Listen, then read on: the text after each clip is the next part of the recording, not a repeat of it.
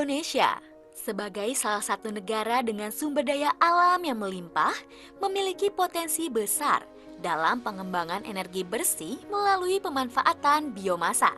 Program co-firing atau substitusi batu bara dengan biomasa pada pembangkit listrik tenaga uap PLTU dinilai potensial dilakukan di wilayah Indonesia di mana potensi lahan kering terhitung cukup besar dan berdampak positif pada perekonomian masyarakat.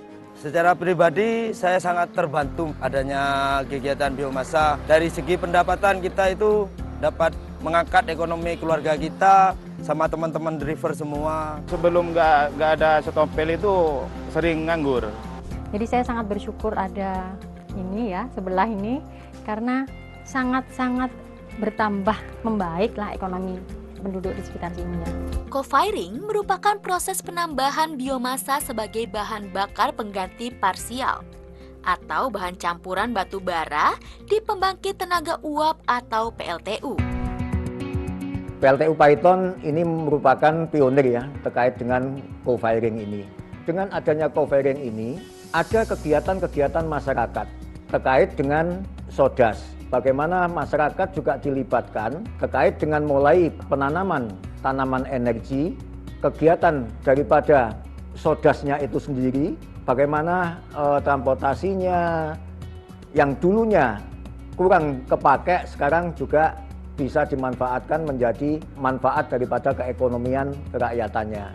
Di desa-desa melalui Gapoktan, BUMDes, dan lain sebagainya, ini ada kegiatan-kegiatan baru terkait dengan pengumpulan sodas yang dulunya tidak termanfaatkan untuk waste-nya dia, kemudian kita bisa memanfaatkan untuk bahan bakar di PLTU kami.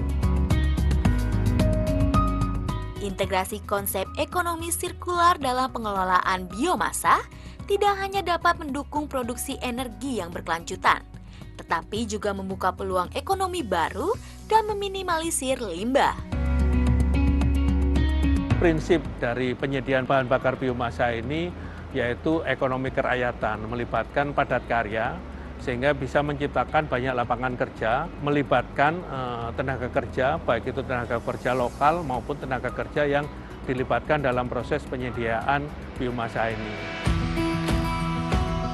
Koordinasi dan keterpaduan antar pemerintah pusat, pemerintah daerah, antar kementerian hingga partisipasi masyarakat dibutuhkan untuk mewujudkan green economy yang efisien. Tentunya ini program awal ya yang sudah diupayakan dan tentunya ini kita harapkan secara bertahap akan berkelanjutan karena sangat bagus sekali bagi pemerintah Kabupaten Probolinggo untuk menerima terhadap program co-firing ini. Pemanfaatan biomasa sebagai sumber energi di Indonesia menawarkan jalan menuju produksi energi yang lebih bersih dan berkelanjutan. Dengan mengintegrasikan konsep ekonomi sirkular, Indonesia tidak hanya dapat memanfaatkan potensi biomasa secara maksimal, tetapi juga mendukung pertumbuhan ekonomi yang berkelanjutan.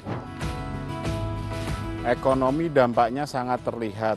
Serapan tenaga kerja, mulai tenaga kerja di fasilitas produksi, driver-driver armada, dan tenaga kerja di stockpile, sampai tenaga kerja internal PT saat pengiriman pasokan.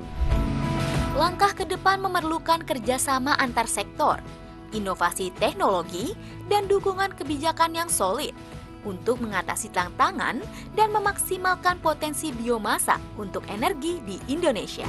Saya pribadi sangat bersyukur, soalnya kan teman-teman dari sopir-sopir, teman-teman karyawan dari sini juga sudah seperti keluarga dengan Tarum sini. Ya adanya biomasa lah, terbantulah bayar bank bisa bisa lancar gitu. Bumi ini merupakan pinjaman dari anak cucu kita yang wajib kita lestarikan dan jaga agar di masa selanjutnya mereka masih bisa menikmati alam yang kita rasakan sekarang ini. Terlebih lagi lebih baik dari yang sekarang kita rasakan. Sekecil apapun pada bumi yang kita buat, niscaya akan berdampak besar bagi keberlangsungan hidup bumi itu sendiri.